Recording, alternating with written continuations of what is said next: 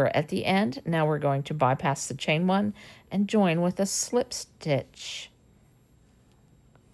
to that first single crochet stitch.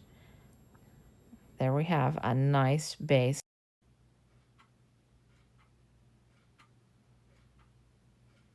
Now we are going to drop one strand of yarn. We're using a K crochet hook, but we're going to drop one strand and then pick up and use an H or 5.0. We're dropping out that K hook, and now we're going to use a 5.0 millimeter hook or an H. Tighten down the two strands and then turn. All right, now we're going to be executing stitches in the back loop only after we execute that first single crochet. All right, so chain one and then make a single crochet. Really, you could make that single crochet in the back loop only. Not sure why I didn't do that. Now we're going to chain three, skip a single crochet stitch, and then single crochet in the back loop only of the next stitch. And we have a chain arch. All right. Chain three. And skip a stitch. And single crochet in the back loop only of the next stitch. All right. Chain three. Skip a stitch.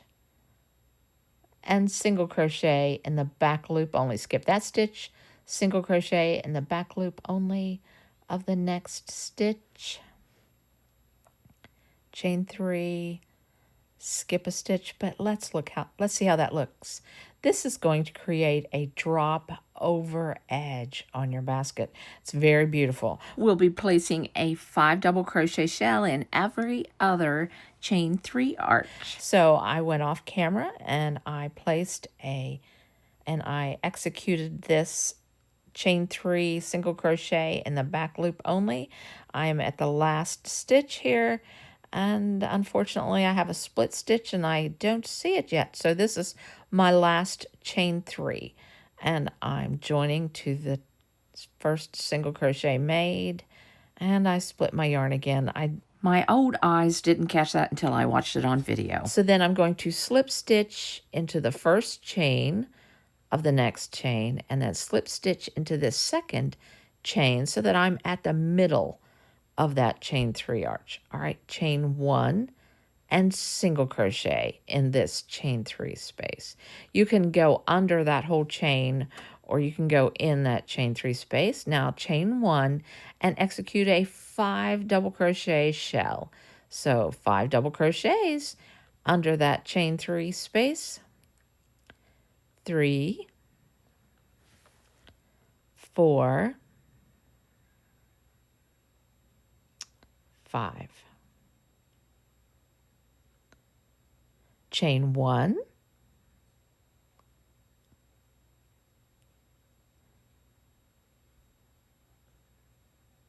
and single crochet, chain one, 5 double crochet shell,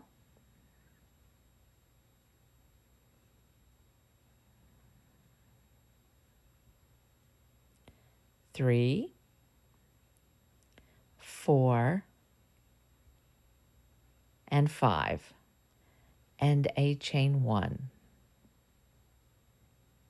and a single crochet next. Isn't that looking pretty? All right, let's execute another single crochet. Let's turn it around and look. And see, there you have the shell edge is dropping over, and it's a nice addition to this little Easter basket. All right, so I went off camera and I finished. I have one more 5 double crochet shell to finish. So you need an even amount of shell.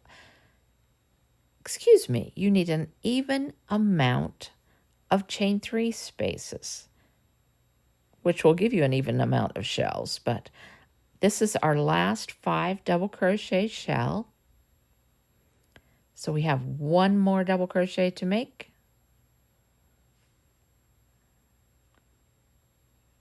Chain 1 and join to this single crochet. End off. We join with a slip stitch, end off.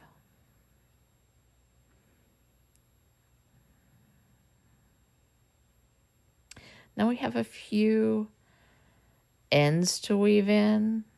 Yep, we're going to a few. Just take your yarn needle and work those ends in.